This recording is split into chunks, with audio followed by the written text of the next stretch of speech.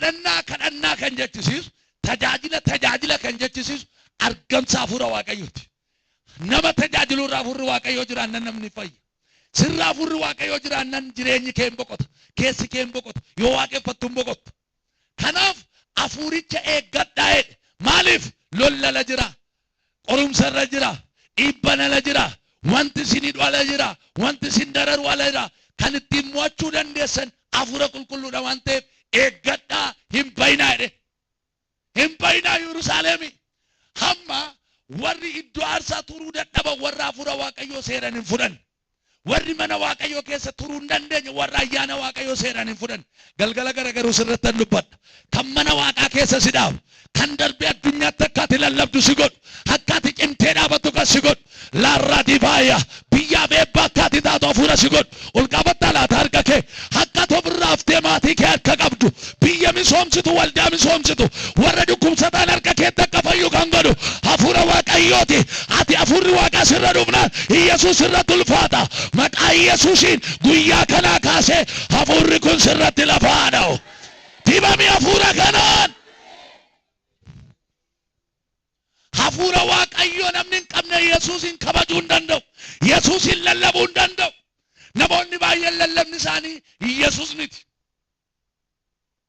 Namni maaliif Yesuusin lallaboottan warri hafuura Yesuus hin qabne Yesuus lallabuu hin danda'an. Namni hafuura Yesuus qabu garuu Yesuus lallaba. Ofiisaan lallabu. Baran lallabu. Shiroon lallabu. Gamoon lallabu. Konkolaataan lallabu. Yesuus lallaba.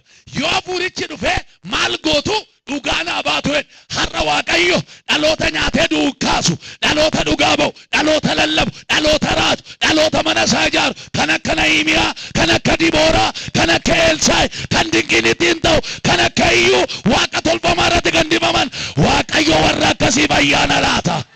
Suuraa laata. Mootota dura dhaabatanii kan wangeela lallaban warra qaban warra hin qabne 166 fuuldura dhaabatanii wangeela kan lallaban waaqayyo gootota wangeelaa kaasa. Hafuurri waaqayyo dibee si haa kaasu. Ameen jedhi dibee si haa kaasu. Humni waaqayyo dibee si haa kaasu. Warri dheebotan ameen. Hafuura qulqulluu argachuu kan dandeessan eeggatta. Si beela'eera, si dheebodheera. Yaa hafuura waaqayyo eessa jirta maaloo yoo jette akka nama buddeen nyaachuudhaa taa'e buddeen foon eeggatu hafuura waaqayyo hin eeggatta taanan waldaa keessa yeroo jirtu otoo barattu utuu nagaddu utuu deemtu hafuura waaqaa dheebotta taanan dhuguman sitti hima ergaa kana na harkaa fuudhi ati nama waaqayyooti.